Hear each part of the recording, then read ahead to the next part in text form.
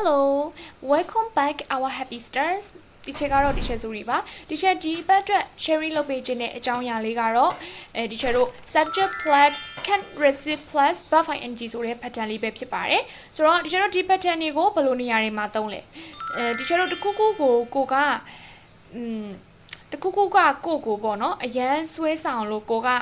မထိန်ချုပ်နိုင်ဘူးဒါမှမဟုတ်ရင်ကိုကဒါကိုမလုပ်ဘဲမနေနိုင်ဘူးတိခံနိုင်စွမ်းမရှိဘူးဒီလိုမျိုးအခြေအနေတွေကိုဖော်ပြခြင်းတဲ့အချိန်မှာဒီ pattern လေးကိုသုံးပါတယ်သူနဲ့ sin2 pattern လေးနောက်ထပ်2ခုရှိပါတယ်သူကဘာလဲဆိုတော့ဒီ can't resist ဆိုတဲ့နေရာမှာ can't help ဝင်သွားတာနဲ့ can't stand ဝင်သွားတာပေါ့နော်နောက်ကတော့ verb ing လိုက်တာအတူတူပါပဲဆိုတော့အဲ့ဒီ pattern 3မျိုးလုံးကတော့ရေပုံရအဖြစ်တော့ဒီကျတော့အသုံးပြုပုံနေရာလေးတွေကခက်ဆင်ဆင်လေးတွေပဲဒါပေမဲ့တစ်ခုချင်းစီအသေးစိတ် details လေ့လာတဲ့အချိန်မှာတော့နည်းနည်းကွာခြားချက်လေးတွေရှိပါတယ်ဆိုတော့သူတို့ကြားထဲကကွာခြားချက်လေးတွေကဘာလေးတွေဖြစ်မလဲဒီချိန်နဲ့အတူတူလေ့လာရင်းနဲ့ကြည့်ကြည့်အောင်ဆိုတော့ပထမဆုံး pattern လေးဖြစ်တဲ့ subject plus can't resist plus verb ing ဆိုတော့ဒီ pattern လေးကဘယ်လိုနေရာတွေမှာသုံးလဲဆိုရင်ကိုကတခုခုကိုအရန်ကြိုက်လို့မလုပ်ရပဲမနေနိုင်တာပြီးရင်တခုခုကကိုအရန်ဆွဲဆောင်လို့ကိုဒါကိုပေါ့နော်မလုံးရမနေနိုင်ဘူးထိန်းချုပ်နိုင်စွမ်းမရှိဘူးတီးခံနိုင်စွမ်းမရှိဘူးဆိုတဲ့အခြေအနေကိုဖော်ပြခြင်းတဲ့ချိန်လေးမှာသုံးပါတယ်for example he can't resist buying new books သူကဒီစာအုပ်အသစ်တွေမဝယ်ပဲမနေနိုင်ဘူးဆိုတဲ့အဓိပ္ပာယ်ပါနောက်ထပ်တစ်ခုတချို့တို့ဘာတွေရှိမလဲဆိုတော့they can't resist checking their phone သူတို့ကသူတို့ရဲ့ဒီဖုန်းတွေကိုပေါ့နော်မသုံးမဲမနေနိုင်ကြဘူးဆိုတဲ့အဓိပ္ပာယ်ပါ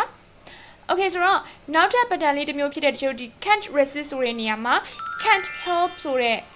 စကားလုံးလေးအစားထိုးဝင်သွားတာပါဒီကျတော့ဒီ pattern လေးကိုဘယ်လိုနေရာတွေမှာသုံးလဲဆိုရင်ကိုကပေါ့နော်အလိုလိုဖြစ်သွားတာထိန်းချုပ်နိုင်စွမ်းမရှိလိုက်တဲ့အခါမျိုးတွေတဘာဝအတိုင်းဖြစ်သွားတဲ့အခြေအနေတွေပေါ့နော်ဒါတွေကိုဖော်ပြခြင်းတဲ့အချိန်မှာဒီကျတော့ဒီ subject plus can't help plus verb ing ဆိုတဲ့ pattern လေးကိုသုံးပါတယ်For example, she can't help crying when she watches such movies. သူမကပေါ့နော်ဒီဝမ်းနည်းစရာကောင်းတဲ့ရုပ်ရှင်တွေကြည့်တဲ့အချိန်မှာသူမမငိုပဲမနေနိုင်ဘူးဆိုတဲ့အဓိပ္ပာယ်ပါ He can't help smiling when he sees her. သူကပေါ့နော်သူမကိုမြင်တဲ့အချိန်မှာ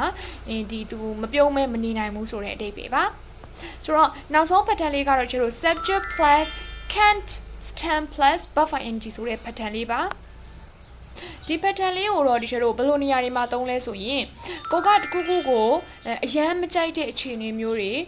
အရန်စိတ်ညစ်လို့ခဏရမရှိတော့တဲ့အခြေအနေမျိုးတွေမှာသုံးပါတယ် For example she can't stand listening to loud music သူမကပေါ့နော်ဒီကျေလောင်တဲ့သချင်းတန်တွေဆိုသူမခံနိုင်ဘူးပေါ့နော်မခံနိုင်ဘူးဆိုတဲ့အဓိပ္ပာယ်ပါဒီလိုမျိုးအခြေအနေမျိုးတွေမှာသုံးပါတယ်နောက်ထပ် example တစ်ခုတစ်ချက်ပြောရမယ်ဆိုရင်တော့